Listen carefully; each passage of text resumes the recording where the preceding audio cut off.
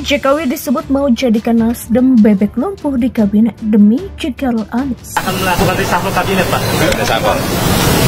Makasih, Pak. Kasih kisi-kisinya, Pak. Pak Jokowi kasih kisi-kisinya, Pak. Bocorannya, Pak. Cluenya. Ya, udah. Tapi ketika Nasdem mendeklarasikan Anies untuk maju Pilpres 2024, Jokowi kelihatan sekali tidak nyaman dan itu mengarah kepada kemungkinan reshuffle yang akan dilakukan kepada menteri-menteri yang saat ini diduduki oleh Nasdem. Setelah Nasdem mengumumkan Anies sebagai kandidat Capres, elit PDIP silih berganti, baik secara terbuka ataupun tidak terbuka, menyindir Nasdem. Apa yang disampaikan Pak Jokowi sangat bagus. Setuju, Pak. Karena itu adalah hak prerogatif dari Pak Presiden. Pak Presiden memerlukan menteri yang loyal, menteri yang solid, menteri yang bekerja menyelesaikan masalah rakyat, sehingga nanti pemilu 2024 dalam sense of happiness yang tinggi karena prestasi dari menteri yang memikirkan rakyatnya, yang fokusnya mengatasi masalah ekonomi, yang fokusnya adalah membuat legacy di dalam kementerian yang dipimpinnya untuk rakyat.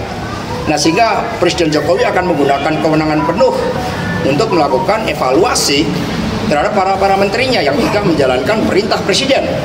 Apalagi kalau ada menteri yang justru menyiapkan antitesa bagi Presiden.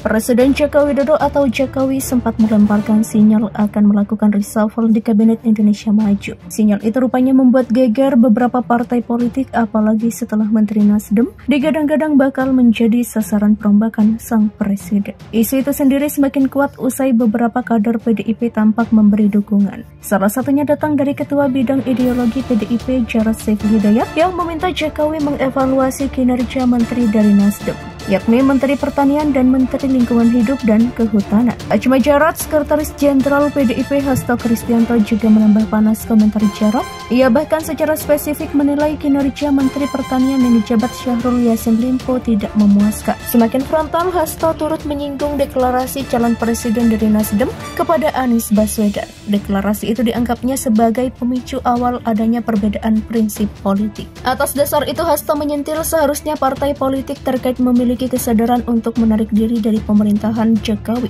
mengingat sosok yang diusung dinilai merupakan oposisi dari pemerintahan. Situasi itu pun dianggap Direktur Eksekutif Kajian Politik Indonesia Adib Miftahul. Situasi itu pun ditanggapi Direktur Eksekutif Kajian Politik Indonesia Adib Miftahul.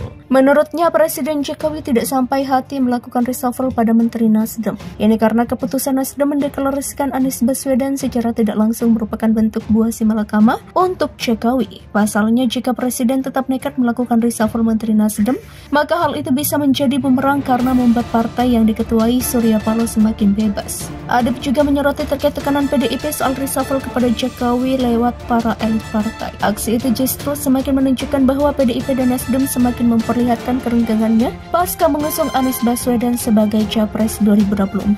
Terlepas dari itu, Adib mengingatkan bahwa isu reshuffle masih hanya sebatas perbincangan. Ini karena Jokowi masih menganggap tekanan PDIP untuk reshuffle Menteri Nasdem sebagai angin lalu. Ini yang saya lihat bahwa tekanan PDIP belum kuat. Sampai hari ini Pak Jokowi juga masih tidak mau mereshuffle, masih dianggap angin lalu. Demikian tambahnya. Adib melanjutkan, sejauh ini Presiden Jokowi berada dalam posisi yang serba dilema. Terlebih jika nekat melakukan reshuffle, maka Jokowi berpotensi dicap sebagai petugas partai yang mudah diarahkan. Sementara itu, jika Jokowi mengurungkan reshuffle, sang presiden bakal dinilai sebagai pemimpin yang kurang tegas. Kendati demikian, Jokowi tetap dinilai tidak akan melakukan reshuffle pada Menteri Nasdem. Karena Nasdem memang dibiarkan, Nasdem akan dibuat bebek lumpuh dalam kabinet. Nasdem dibiarkan saja di dalam kabinet, tidak diberikan porsi utuh, nilai Adib. Terakhir, Adib mengatakan bahwa Jokowi memiliki posisi sentral dalam kontestasi politik di tahun 2024 nanti. Itu semakin terbukti saat Jokowi mengumpulkan relawannya di Gelora Bung Karno beberapa waktu lalu.